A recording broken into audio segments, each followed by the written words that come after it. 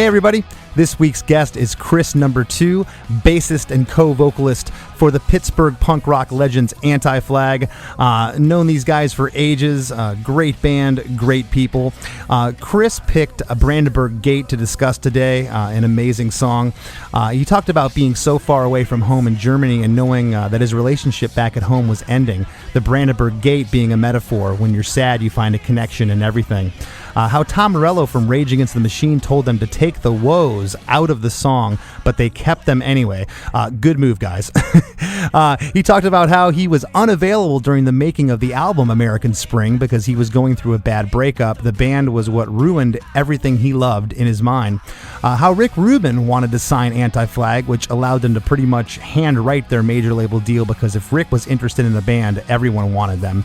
But they ended up going with RCA. And I also touched on how I was completely intimidated about touring with Anti-Flag for the first time way back in 2000. I had seen pictures of them in magazines and they looked like these tough Pittsburgh punks. I'm like, these guys are going to kick our ass. But they didn't. We had an amazing tour with them, and 20 plus years later, we're still great friends. So for all this and much more, stay tuned. Hey, have you heard? Chris DeMakes a podcast. Hey, have you heard? Chris DeMakes a podcast. Hey, have you heard? Chris DeMakes a podcast. Hey, have you heard? Chris DeMakes a podcast. Met you guys on a tour in 2000. It was us, you guys, Newfound Glory, and the Teen Idols. Yeah.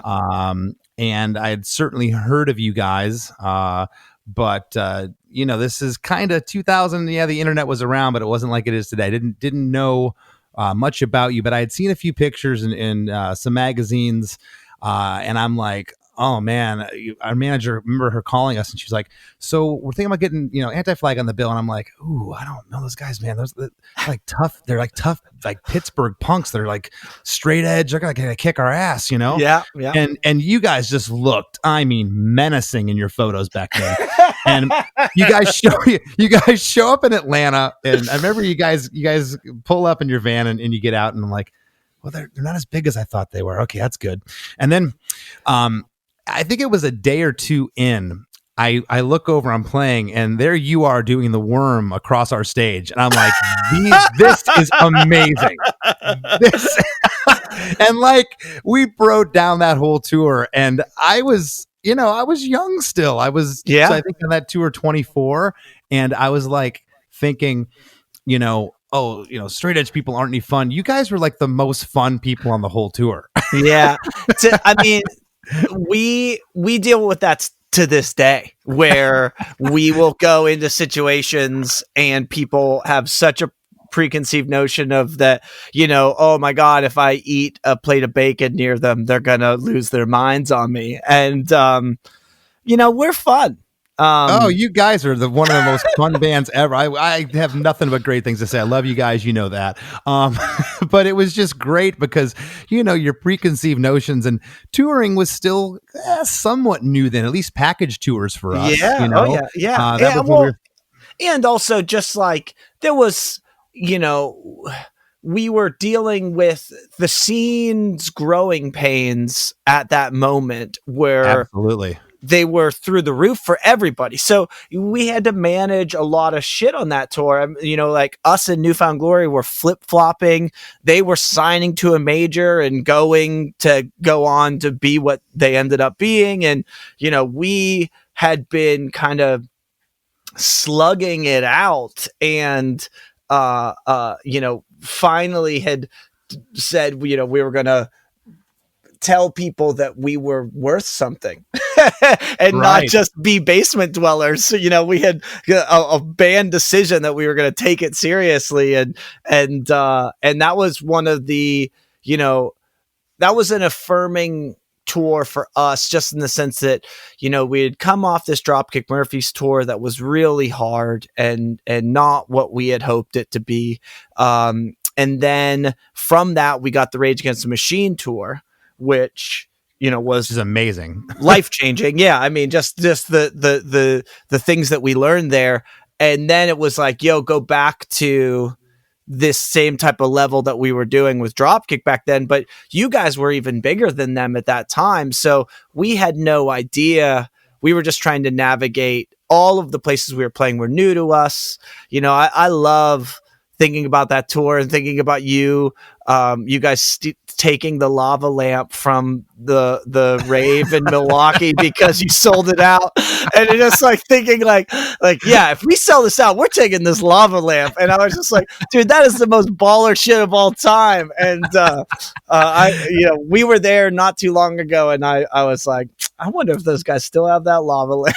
Well, I'll tell you what I'm staring at right now in the corner. I dug it up in my last move when I moved 2 years ago, and the first show on our tour, it was supposed to be a couple weeks ago. We were starting a tour with Lagwagon and Masked Intruder. It was going to start at the rave in Milwaukee. It's funny you mentioned that. I and my drunken idiocy back in the late 90s in the bathroom backstage. Remember they had all those like tarps up and stuff. Yeah, and all those back there.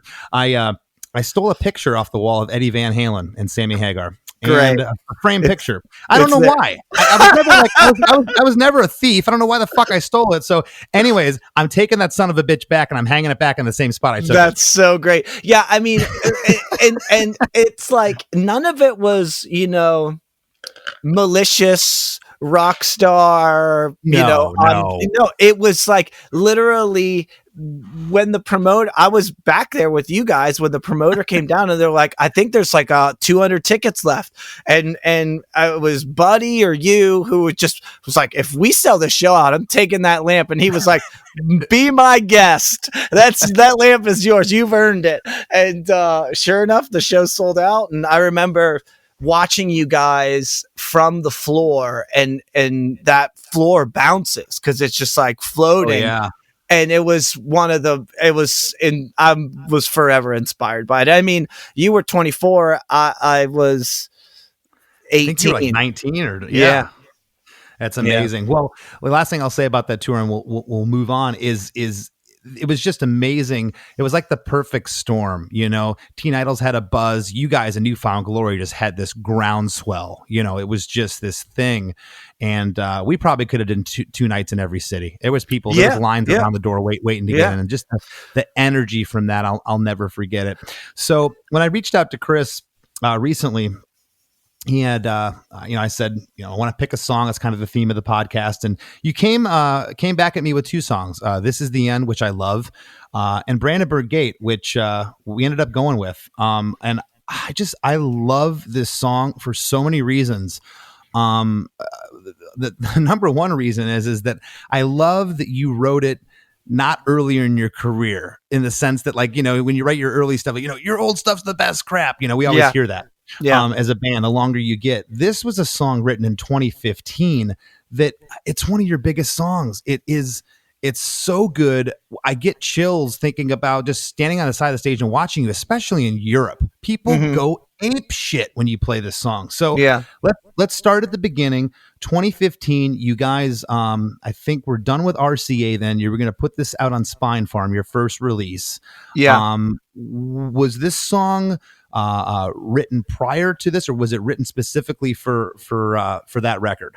So that whole American Spring record was pretty trepidatious for us. So we did two records on the major, and because of that Less Than Jake tour, we were very popular. No, I just kidding. I was going to say, about a year before that record, though, we did tour together again on the Fat Tour in 2013. Yeah. So we did two records on the major, and we were in a fortunate position where we had a lot of bargaining chips. The greatest bargaining chip we had when we signed to the major was that Rick Rubin wanted to sign us to American, and that allowed us to pretty much hand write our major label deal. And we never knew that. That's fascinating. Yeah. So it was a big deal. And I mean, especially at that time, he if he wanted to invest in something or sign it or work on it, every worm came out of the woodwork. Oh God, yeah. And so that's how we ended up with RCA, because they let us write our own contract. And Good for you. So we did a 2-record deal on RCA and it was done. And kind of a knee-jerk reaction to that was the 2 records we put out on side 1.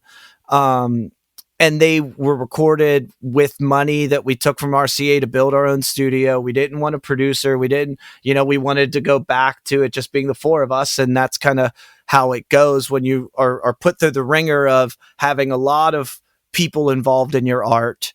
The antithesis of that is to, we didn't demo anything. We just shat out the songs. And those 2 records sound like it. You know what I mean? And they're the reactionary records. That's what exactly. they are. Yeah. And so American Spring was interesting in the sense that it was us then reflecting on both of those experiments and taking the best out of them. And so what we ended up doing was going back to LA to make a record with a producer, but we wanted to work with a producer who was younger than us. That was like a prerequisite to the whole thing, that we no longer wanted to chase. This is Kenny Carkeet, correct? Yeah. So okay. This is Kenny. We no longer wanted to chase, like legends. and it's okay that a lot of people make records with older folks, but what we found was we knew how to write Anti-Flag songs. What we were looking for was ways to make them fit within the lexicon of today. And so that's where Kenny comes in. That's a tricky art. yeah, because I love Anti-Flag records. I want to make songs that sound like us, but I also want, when they're on a playlist or when they're on, sitting alongside whatever is happening right now, I want them to sonically stand up and not sound dated as well. So absolutely. So that's kind of where Kenny came from. He was, co-wrote that song Sail by AWOL Nation. He was very on the nose of what was happening within the mainstream at that time. But also was a kid from Florida who grew up on Less Than Jake and Anti-Flag and loved punk rock. So he was almost more cognizant of being offensive to our audience than we were, which is, I think something you should do, like I think legacy is important. And I think that, I love, Saves the Day is one of my favorite modern rock bands because they change their sound every record. But that's challenging for your audience. And it's definitely a gamble. I've seen a lot of bands fail at that. Yeah, absolutely. And so we internally go through a lot of discussions about that, where Justin really loves to hold on to the structures that were true to the band. I am certainly more open to musical exploration because I think that the politics are the driving force of the band, not necessarily the sonics. So those are, if we ever have heated discussions as a band, that's that. That's what it is. Well, I can relate. We have the same ones. I mean, it's a very thin line that you're talking about. It's either we sound like we used to, and they sound like they used to. They're just cranking out the same old shit, or you do something new and they've changed. They suck now. Yeah. And and those are tough roads to navigate. And so getting into Brandenburg Gate. What I've also found, and I'm sure you can attest to this as well, is that through your history as a band, you will have, if you are a collaborative effort, which Anti-Flag is, you will have moments when band members are available and unavailable. And so, sure. For a number of reasons. And so going into American Spring, I was particularly unavailable. I had a relationship end that I didn't think would ever end. And those guys told me to get ready to write a record.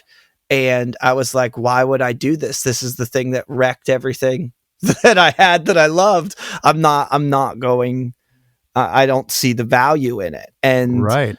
Especially if we were going to continue down or stay on the treadmill that we were on, which was, put out a record on side 1, do a Warped Tour,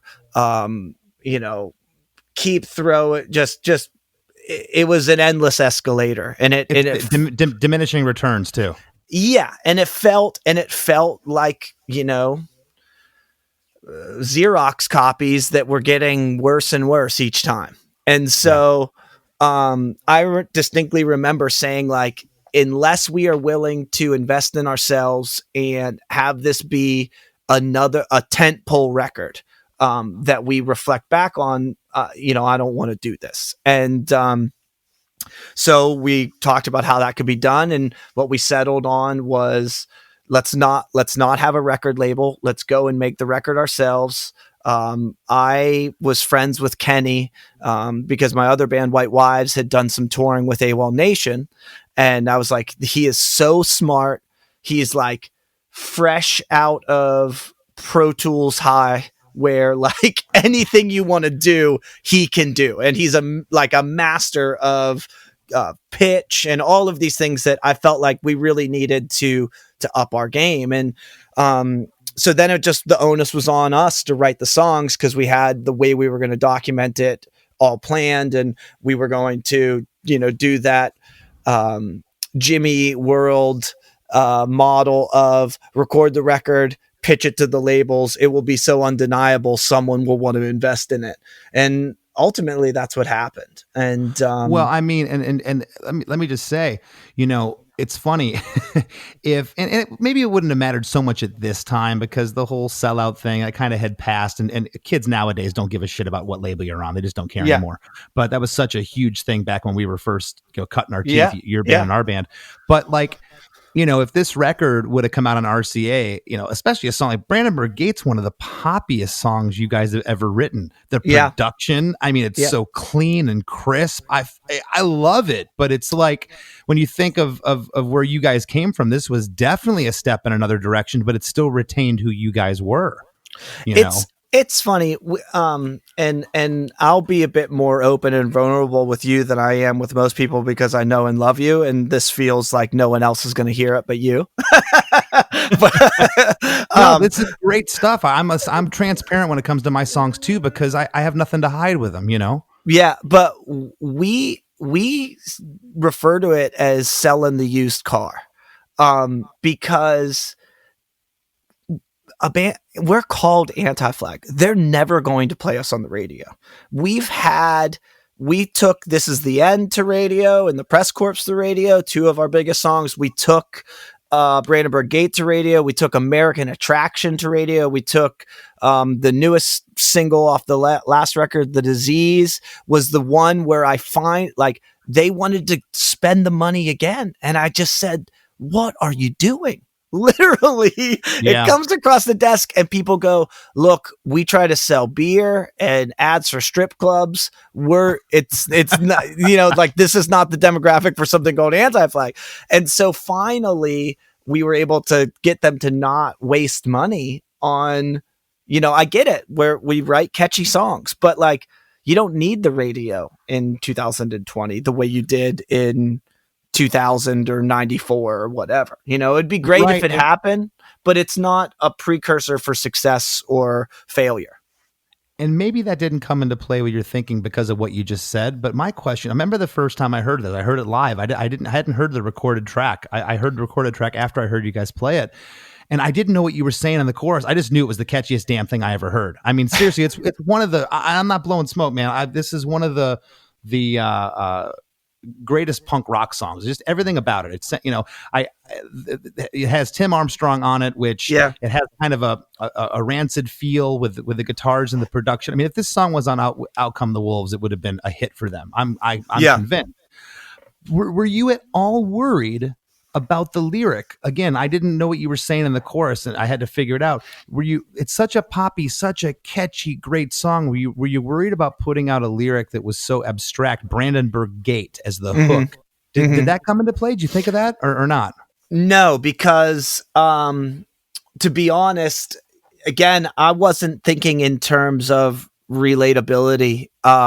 So the song itself is born out of, I was in Berlin. Have you ever been to the Michelberger Hotel? I have not. Okay. It's like it's one of our go-to spots. It's kind of a hipster vibe now, but like it's right in Kreuzberg and you could walk to everything. So that's where we stay. And I was at the Michelberger Hotel, and this was kind of the moment when I realized that something was detrimentally wrong with my relationship.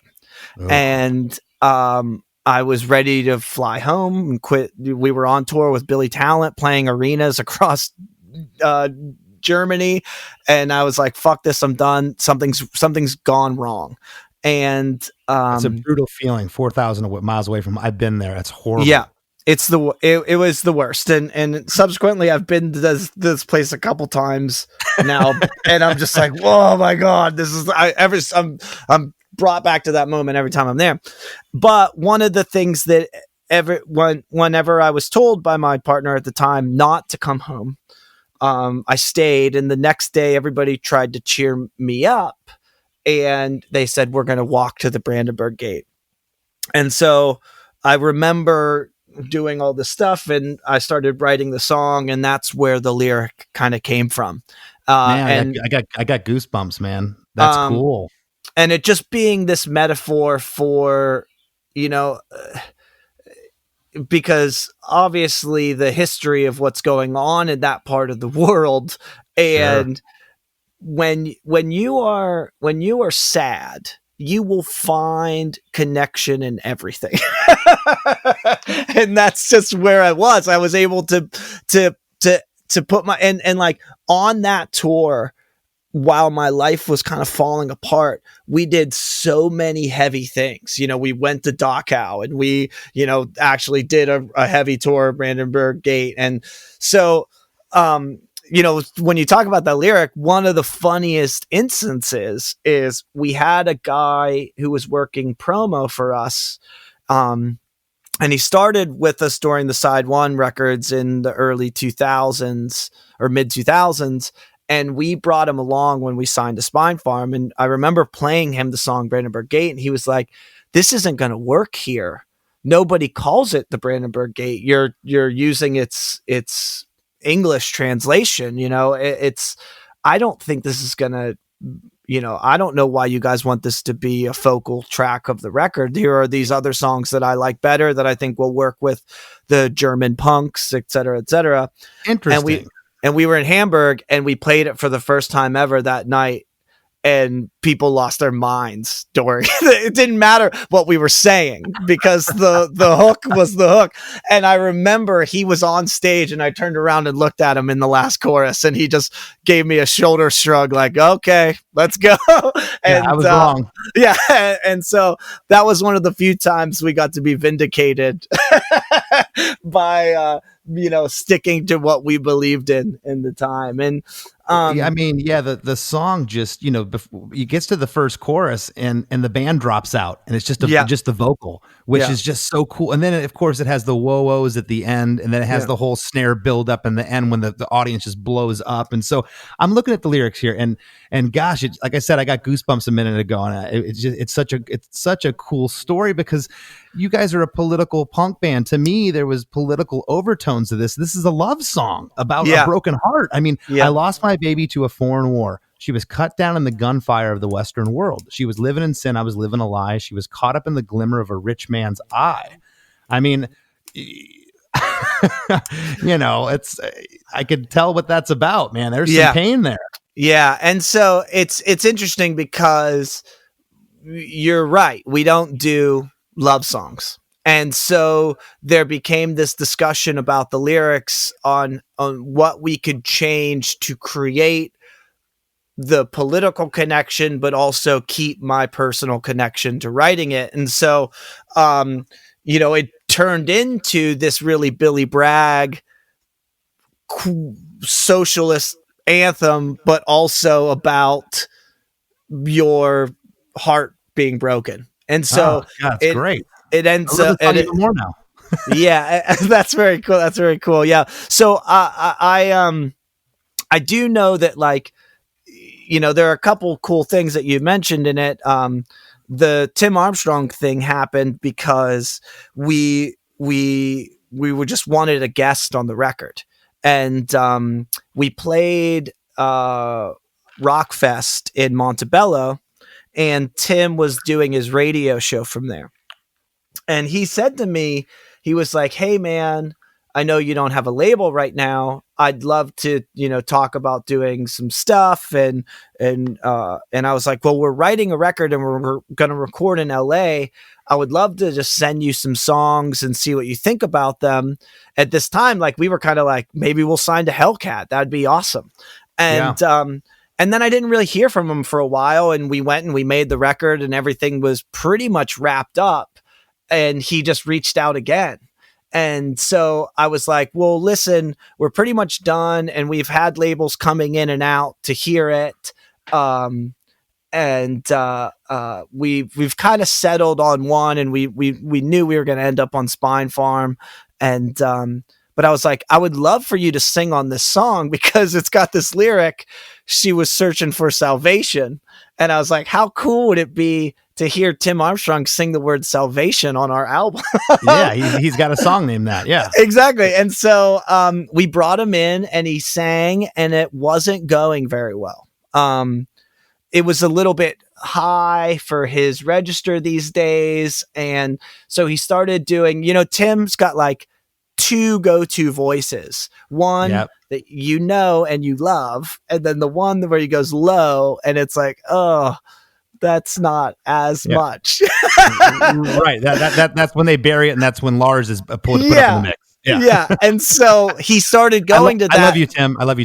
I know. I love him so much. But he started going to that lower range, and, he was our guest. We didn't want to offend him. Sure. And sure enough, in a moment of pure luck and one could only assume is fate, the San Francisco Giants are on TV and they win the World Series while he's doing his vocal takes. He leaves the booth to watch them win, comes in with the biggest smile on his face, and that is, honest to God, the take that is on the record is right after the Giants won the World Series. She was searching for salvation in the day you were. I was finding all the reasons to give up on life. If you love something and give it away, no, you can't come back unless you're free. I mean, you couldn't have scripted it better. So, that's funny. But yeah, I mean, it was everything about him was so cool. Like, I had printed out the lyrics, but he didn't want that. He hand wrote them himself so that he was more familiar. It was really great. He came to us to record it. He didn't just send us a vocal. It was all really great. And then the woes and the snare drum at the end, Tom Morello told us to edit that part out, but I liked it, so I kept it. He did. Yeah. That's my favorite part of the song. Hey, man. I mean, the guy, I value his opinion. He sold a gazillion more records than I have. How could you cut out the best part of the song? I know. So it was actually a bit longer, so we trimmed it down to appease him a bit. But those two mentions that you have interesting backstories. So I thought I would touch on them. Who's wrong, Chris DeMakes or Tom Morello? So now you got the track, you recorded it, and now just take me back to, like, you're in the studio, and finally the bass is on there, the last vocals on there, and you're for real. You're hearing kind of all the faders come up, and you're hearing the track come back at you this way and hit you in the ears. What are you thinking? Was it like, wow, this is really good, or was it just another album track at that point to you?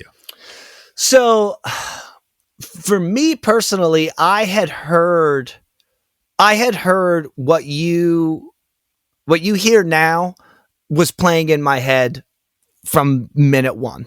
Interesting. And so I was really, really sure of the song and really sure of the melody.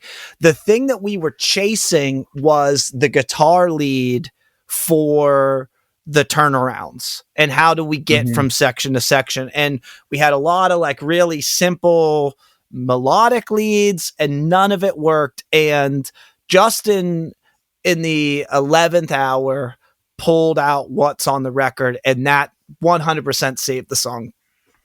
Um, Isn't that amazing how sometimes someone that, I don't know if he had anything to do with the writing of this, but that's happened in our band where the last minute someone will be like, hey, what about this? And it just totally took the song to another place. It breathed a life into it that just wasn't there prior to that. yeah, well, and it was killing me because I had exhausted my mental capacity on, there's probably demos with 15 different. I mean, the section of the song I'm talking about is like 2 seconds long. It's just that. I was gonna say it's not that, but it's such an integral part of the song. Yeah, it's that turnaround as soon as the song begins. That first 10 seconds, and I couldn't figure out what the melody was. A lot of them were mimicking the vocal melodies, and I didn't like that. And then, literally, it's just like a blues, a very rancidy bar riff, and yeah, it saved the song. So I'm very grateful that he didn't give up on it because we were at many stages where we could have. So now the song's done. I mean, you've had it in your head, and you're hearing it back, and it's just pretty much what you've had in your head all along. Was there any expectations? Were you like, holy shit, when our fans hear this, they're going to lose their mind? Or did you think it was going to, because I'm telling you, man, I out of all your songs, that one there's something about it. There's something special. I'm so glad that you picked it. I mean, when we did that deconstruction tour over in Europe, and there's something so nice because, in the early days of doing this, you could probably relate. We were all vying for the same piece of pie. We all wanted to be the biggest band we could be. We all wanted to sell records. We wanted to be successful, whatever that meant to each of us. And there was jealousies and this and that. And it was just so nice. I think deconstruction was what, 2017 we did that maybe? Oh, you mean Punk and Drublic? Was that the Punk and Drublic ones? I'm sorry. That's what it was. And I just remember sitting at this club it was like 2,000 people shoved into a space you could probably fit 800 comfortably, and the condensation is dripping off the walls, and I'm on the side of the stage watching you, and I was just so proud of my friends and just watching that audience. I was and again, I marveled at the fact this is a song these guys just put out a couple years ago. This isn't like their early stuff that is tried and tested and people have 15 years of memories attached to. This is a new track.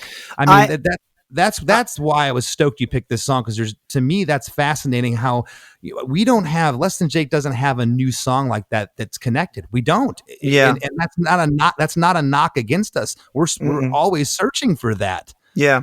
I actually had maybe unsolicited, maybe you guys were talking around and I didn't know, but on that tour,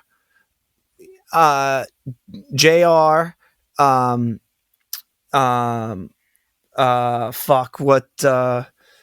Aaron from Real Big Fish and yourself all at 3 separate times pulled me aside to talk about, because we end the show with American Attraction, which is from 2017, Die for the Government, which is from 96, right, and Brandenburg Gate, which is from 2015. And so, the conversation was, hey, you have songs that aren't quote unquote classics that you're closing with. How did you do that?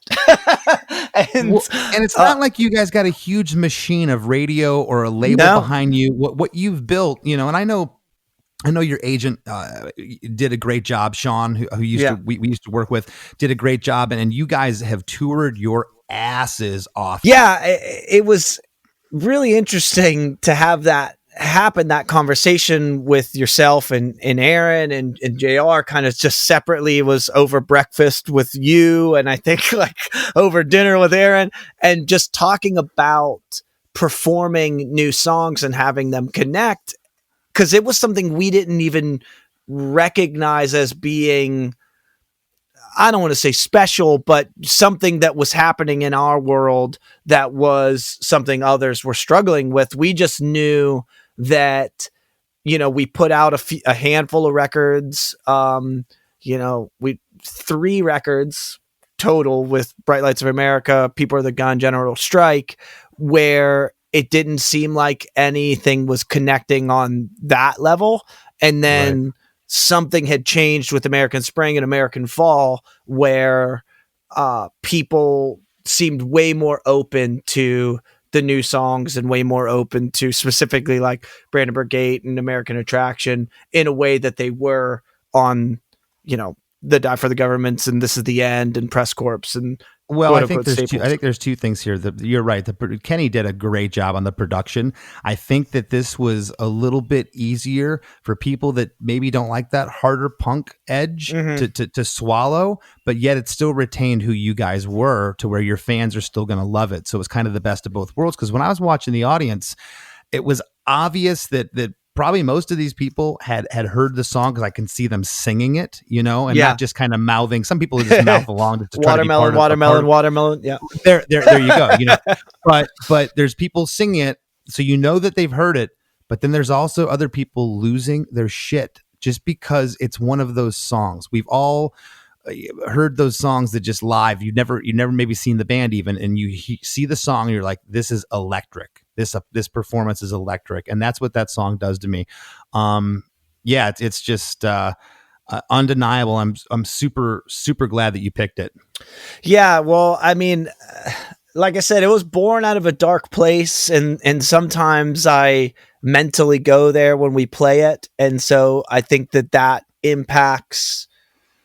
That certainly impacts the performance element of it in how much you're invested in the song, which, as you know, people that find themselves at punk rock shows have pretty good bullshit detectors, and they can tell if you're faking it or phoning it in. And I think that was an important element of it too, that has driven my want for the song to connect. And what I've found more than anything is just, if we just bang our head against the wall and believe in something and present it in a way where that belief is palpable for people, they have a higher likelihood of believing in it as well. All right, so lastly, Chris, here's your chance to let our listeners know what's going on with you. Time to plug anything that's going on personally in your world or with the band. Let us have it. Yeah, man. We, much like everybody, are just kind of holed up in our houses.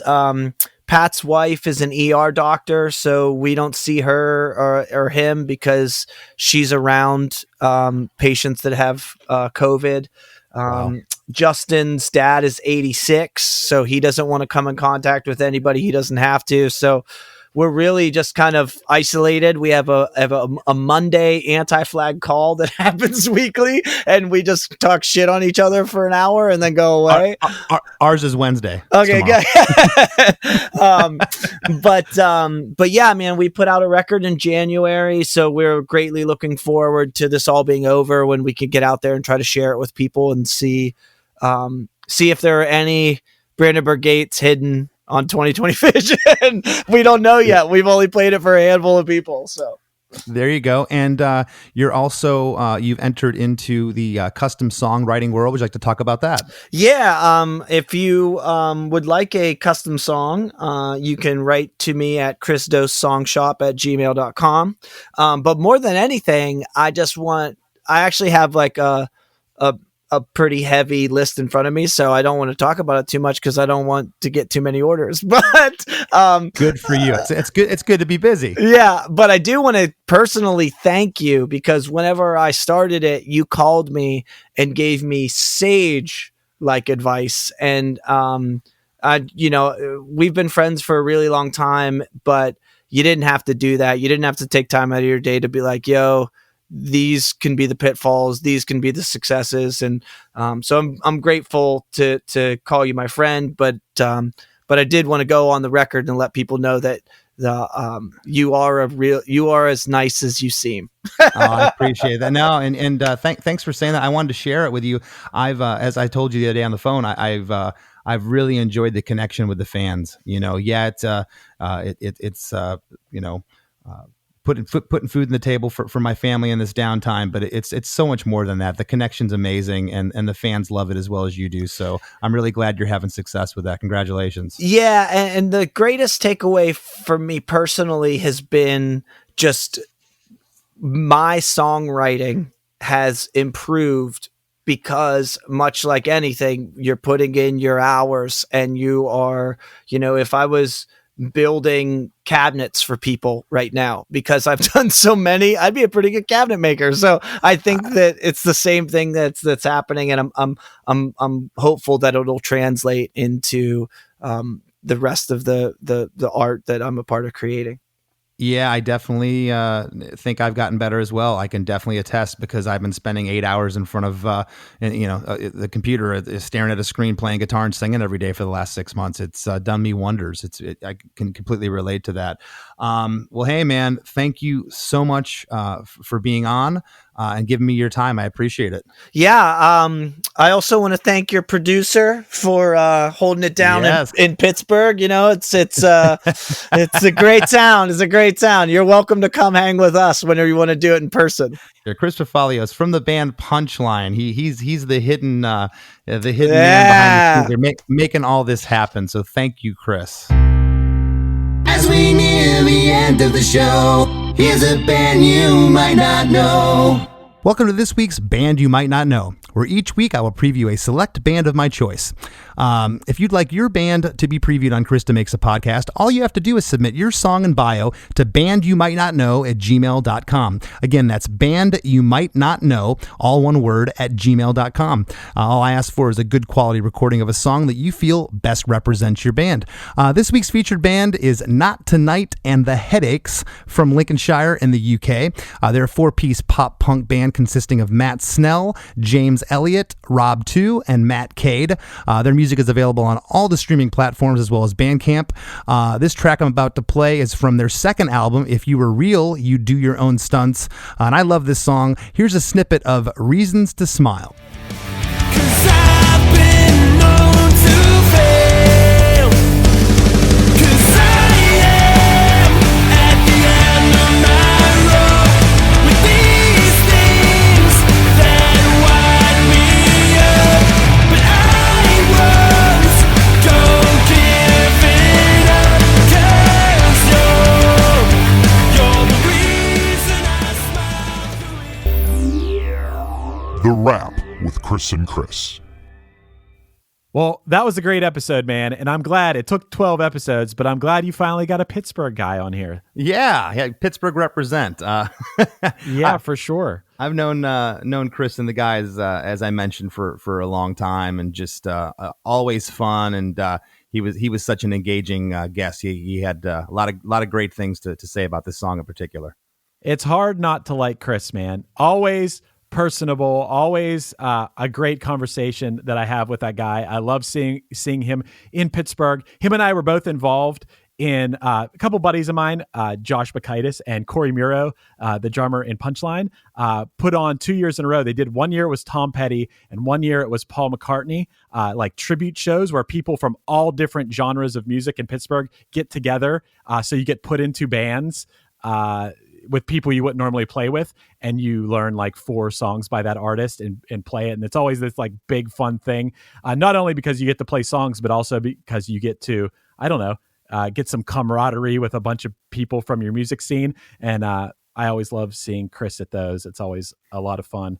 Which is funny too, because seeing him, I didn't see that, of course, but just thinking about him in that situation, he's such a personable, sweet guy, but you see him on stage and he just is so intense. He's up there screaming his head off, and you're like, you meet him off the stage, and that's why I said, like, the first time that I met those guys, I was intimidated because I was like, man, they're angry.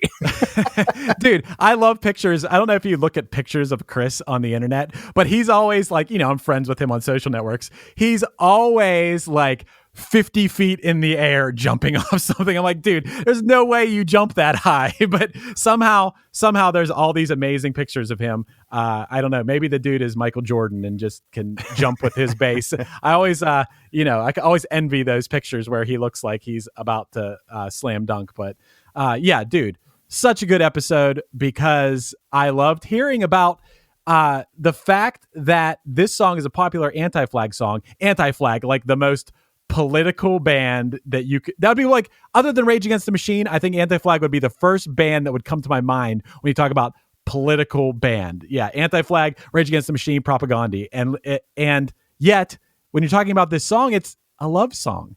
Yeah, and, yeah. that was so interesting, man. I know you thought that too. I did, and just immediately, just the sentiment of it, the feeling, and then when he opened up about it and started, talking about everything, it was just like, wow, and it was so cool to be able to, have a love song, but that didn't directly reference the word love or your typical boy meets girl, I'm heartbroken type song. It's a very metaphorical with the whole lyric. Right. Hey, and you and I were talking about this earlier today. It's crazy how love songs, whether it's love, happy, or heartbreak type songs, those are always going to be the most popular and relatable songs there are. I mean, before we were born and after we're gone, those are going to be the songs that people love and relate to the most. And I know, you and I and a lot of people we know, we're always trying to be like, no, there's too many of those songs out there. We got to write about other things, which is great too. But you know what? At the end of the day, it's going to be the Adele songs, and it's going to be the classic Beatles songs and songs like that are going to be the biggest songs ever. And it makes sense because we all go through that. And what better medicine is there for dealing with that than hearing someone sing a song that just expresses exactly how you feel? Well, those songs will never not resonate. The quote unquote love song, they're always, and it's not even so much from a, love relationship, it could be inner family relationships, loss, grief, right. Friendships that are still great or went sour. It transcends all these different things. And as you said, it's just completely relatable.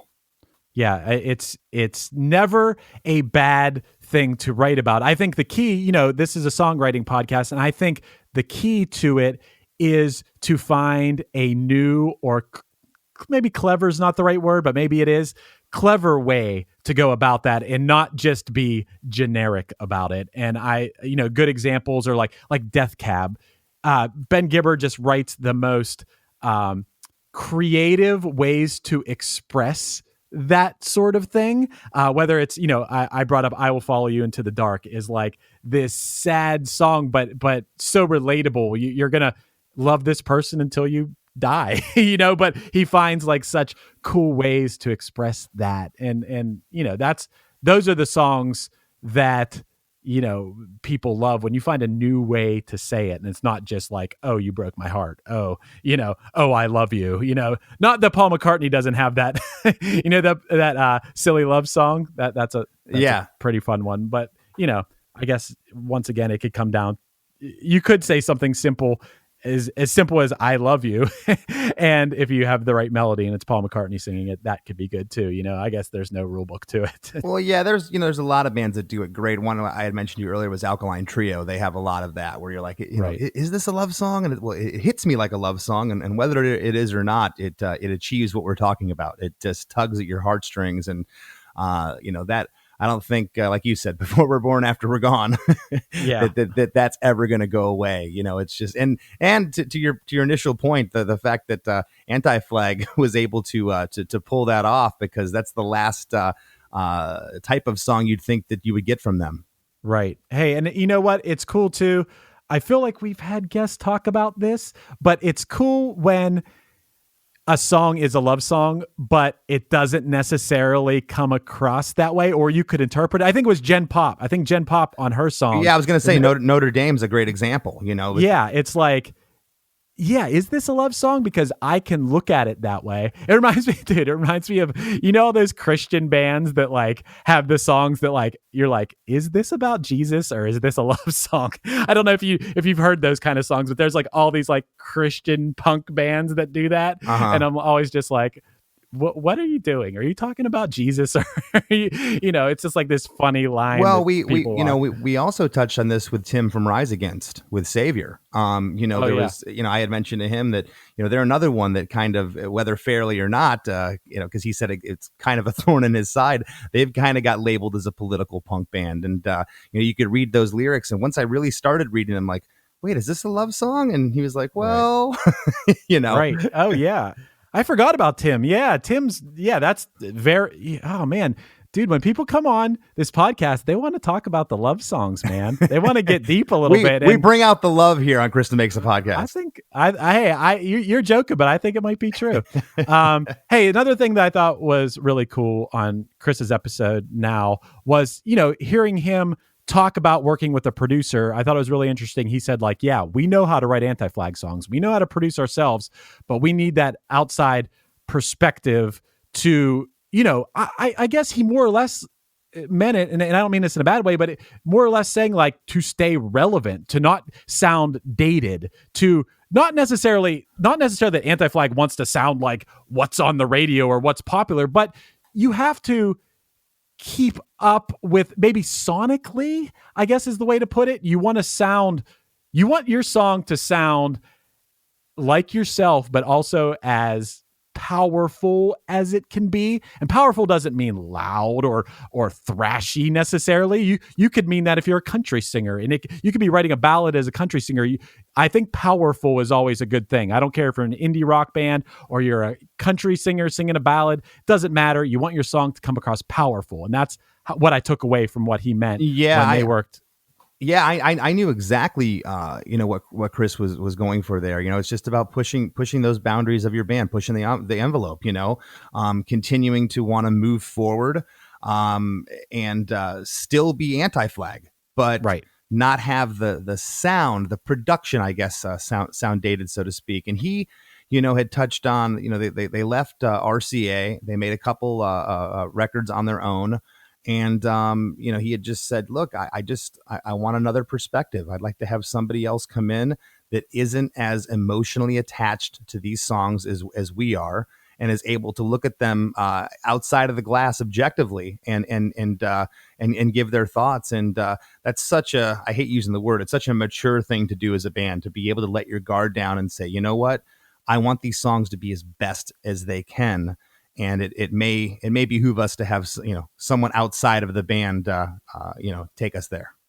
Right. And, I heard you talk about this before on the podcast, and I know I had the same experience, is like thinking back to before you ever worked with a producer and what you thought a producer did before you actually worked with one. It's amazing to get that outside perspective, and how far that can take your song that you maybe already thought was so great. Like, what's a producer going to do? I remember thinking, before I knew, when I was young and before I knew what a producer did, I remember thinking that a producer was just what basically is an engineer. I thought it was just the guy who pressed the buttons and mic'd the drums and stuff, and didn't realize that it, like, and we've all worked with different producers. There are some producers who will sit down at a drum set. There's some producers who don't even touch the computer. There's some producers I've worked with that just, like, will talk to you about the big picture of the song. Yeah. And, there's a lot of different ways to go about producing. But when you work with a good producer, it takes your songs to a whole nother level.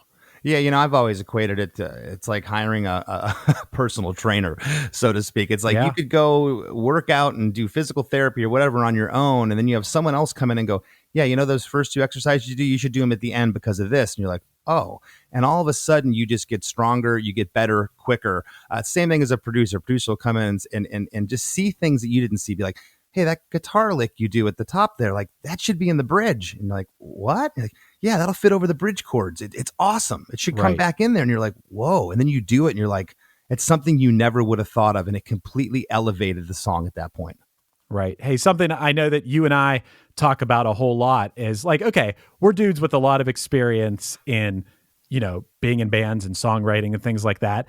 And now it's bands and artists that, maybe are newer or haven't been around as much or haven't worked with a producer. You and I can listen to songs. We've talked about several of these type of songs where it's like, we'll both simultaneously be like, oh man, that song needs a chorus. That song is good, except what they think is the chorus is not a chorus. Like, it's like we have this same wavelength, or, little things like that. Or it could be something like, this song needs to go somewhere else. This song is too linear and streamlined, and you need that moment of a breath in the song or something like that. Or this band went way too long on the intro. Like, why is there a 45-second instrumental intro to this song that doesn't need it? It's you pick up things along the way from producers and from learning about things that then you look back at bands that remind you of yourself 20 years ago, and you're like, oh, I wish someone would tell them to do this. Yeah. And so that kind of leads into how you've been offering consultations with artists and bands and things like that, and I think that's a really great thing to be able to share that insight with people and be like, oh, to take a song to that next level is really cool. Yeah, well, for sure. I mean, a lot of producers, they're glorified babysitters. They come in early in the project, they do the pre-production. They're there from the synthesis of the songs, and that's never been my thing. I like to get a song in the 11th hour and take it over the top. I feel that's one of my strengths. And I've been doing a lot of live one-on-one video consultations lately. Thanks to everyone that's reached out. It's great.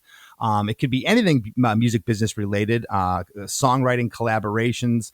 But we'll sit across on video, and you'll bring a song. Actually, I have people email me the song ahead of time. I'll get to listening to it. I'll figure out the chord progression. Lyrically, I'll break it down, and we just sit across from each other, and we go through the song with a fine-tooth comb. And I've had nothing but positive things so far from everyone I've worked with. It's been great. So if you'd like more information about that, write me at chrisdemakes@gmail.com. I'd love to work with you. And again, this could be anything music business related for your band, with gigs to social media, etc. And still doing the custom songs. Chris and I are also offering custom songs in animation. Yes, we'll put your business jingle, something for your family. We'll do videos for your band. Again, write us at chrisdemakes@gmail.com for more information about that. And I think that's about it, Chris. Yeah. I mean, this has been a really great episode, man. I think people are really going to enjoy this. Anti-Flag's a great band, and Chris number 2, such a good dude. And I'm glad that we had him on. And, I think, when you listen to, it's funny when you listen to somebody from a band and they're a super cool guy like Chris is, it makes you like the band even that much more. I find that like sometimes you'll listen to an artist and maybe they come off a little pretentious or something, and then your opinion of them, no matter how much you like their music, your opinion like changes slightly to the negative. But with Chris, I feel like, it's all good. It's a positive experience always. Yep, can't say enough good things about those guys. And do us a favor, give us a follow, join the Chris DeMakes a Podcast Facebook group. We'd love to have you be a part, and we'll see you next week.